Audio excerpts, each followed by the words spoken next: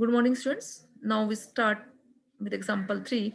Illustrate with the help of an example that sum of left ideal and right ideal of R is neither a left or a right ideal. इसमें भी आपको एक ऐसा example देना है कि left ideal और right ideal का जो सम है वो ना ही लेफ्ट आइडियल बनेगा और ना ही राइट आइडियल बनेगा. ये एग्जांपल आप लोग खुद करोगे.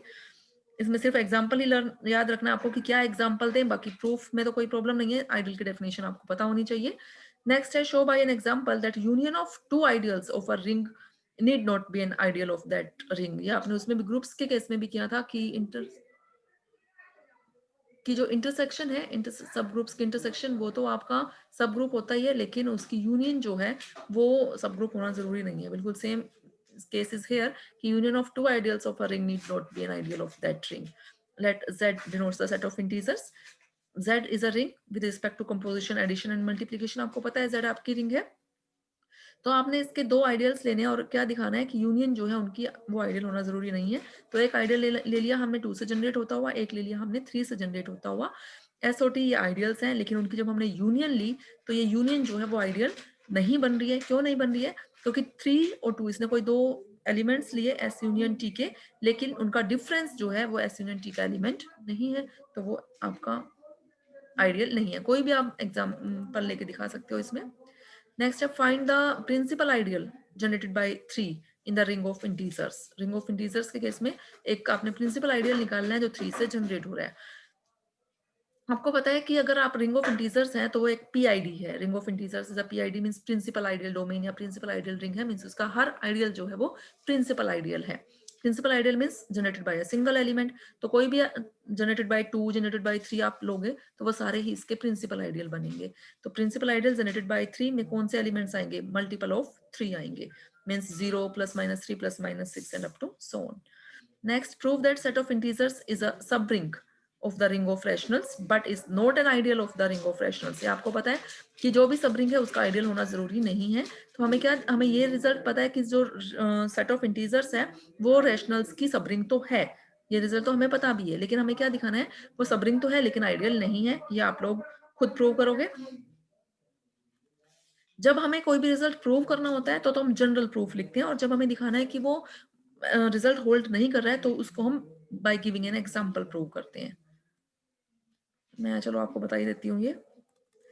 अब हमें क्या दिखाना है? वो सबरिंग है. सबरिंग के लिए हमें क्या दिखाना है कि अगर हम कोई दो एलिमेंट्स सबसेट एस के अगर हम कंसिडर कर लें तो उनका डिफरेंस एस का है, और दूसरा हमें क्या दिखाना है सबरिंग दिखाने के लिए? अ, देखो सबरिंग के लिए दिख तो यही ले लिया. ए अगर ए और बी हमने अगर एस के दो एलिमेंट्स लिए तो ए माइनस बी जो है वो एस का है. दूसरा क्या दिखाना है? वो प्रोडक्ट में दिखाना होता है. ए इंटू बी भी एस का होना चाहिए, तो ए इंटू बी भी किसका एलिमेंट है? एस का. ये हमें दिखाना है. ए माइनस बी और ए इंटू बी एस का एलिमेंट होना चाहिए. ले लिया. जेड हमारे पास रिंग ऑफ इंटीजर्स, क्यू हमारा सेट ऑफ रैशनल्स. अगर ए और बी दो जेड के एलिमेंट है तो ए माइनस बी भी क्या होगा? एक इंटीजर ही होगा, और उनका प्रोडक्ट भी क्या होगा? इंटीजर ही होगा. तो इसका मतलब जेड क्या है? हमारी सब रिंग है. अब हमें क्या दिखाना है? लेकिन ये आइडियल नहीं है. अब पहली कंडीशन तो सेम ही होती है, A minus B belongs to S ही है, means A minus B belongs to Z. ये डिफरेंस तो जेड है ही, मीन्स जेड मतलब डिफरेंस तो जो है उनका एक इंटीजर ही आएगा.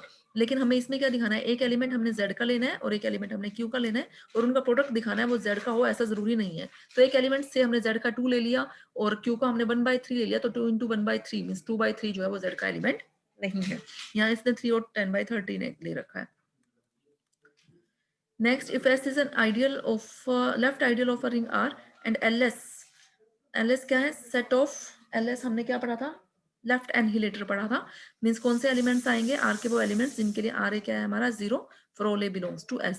Then prove that LS means जो लेफ्ट एनहिलेटर है is both sided ideal of R. ये आपको प्रूव करना है कि अगर S आपका लेफ्ट आइडियल है R का तो LS भी क्या बनेगा? Both left sided ideal of R. Means show that left annihilator of a left ideal is an ideal. कि लेफ्ट आइडियल का लेफ्ट एनहिलेटर क्या बनेगा? आइडियल बनेगा. ये प्रूफ देखो. First we shall show that LS is a subgroup of R. सबसे में हमें क्या दिखाना है कि वो सब ग्रुप है. मींस आइडियल दिखाने के लिए हमें दो ही चीजें तो दिखानी होती हैं. दो एलिमेंट्स उसके कंसिडर करो, उनका डिफरेंस उसमें होना चाहिए. एक एलिमेंट सबसेट का, एक एलिमेंट आपका रिंग का, उनका प्रोडक्ट. अगर आइडियल दिखाना है तो बोथ साइडेड दिखाना पड़ेगा आपको. ठीक है. तो हमने कोई दो एलिमेंट ले लिए x1 x2 LS के.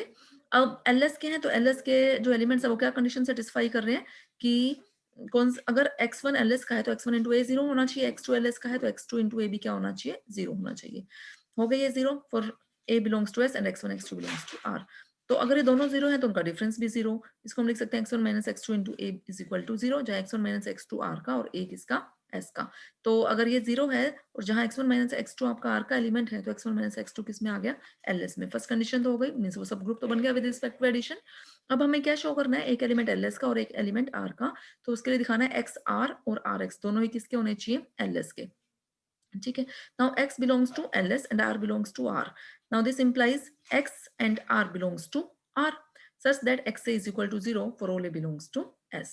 Now this implies x r rx belongs to r such that rx into a means अब आपको x r ls का दिखाना है, उसके लिए आपको क्या दिखाना है, x r into a 0 होना चाहिए और rx ls का दिखाने के लिए rx into a क्या होना चाहिए, 0 होना चाहिए।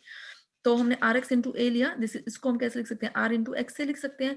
और एक्स ए क्या है हमारा, 0 है, क्योंकि एक्स हमारा एल एस का एलिमेंट है तो एक्स ए हमारा 0 है। तो ये क्या हो गया, 0 हो गया। तो आर एक्स इंटू ए 0 होने का मतलब आर एक्स किसका हो गया, एल एस का। Similarly we can show R x दिखा दिया, मीन्स एक्स आर भी हम दिखा सकते हैं, एक्स आर इंटू ए दिखाना है अब हमको। ठीक है, अब एक्स एल एस का और आर ए एस का, तो x into R is equal to 0, तो इसको हम लिख सकते हैं x R into A is equal to 0। X R xr into a is equal to 0 for all a belongs to s. This implies xr belongs to ls क्योंकि इनका product क्या आ चुका है, 0 आ चुका है। तो हमने क्या शो कर दिया कि xr and rx belongs to ls, दोनों प्रॉपर्टी प्रूव हो चुकी है। तो इसका मतलब ls जो है हमारा क्या है, both sided ideal of r। Okay students, बाकी हम नेक्स्ट लेक्चर में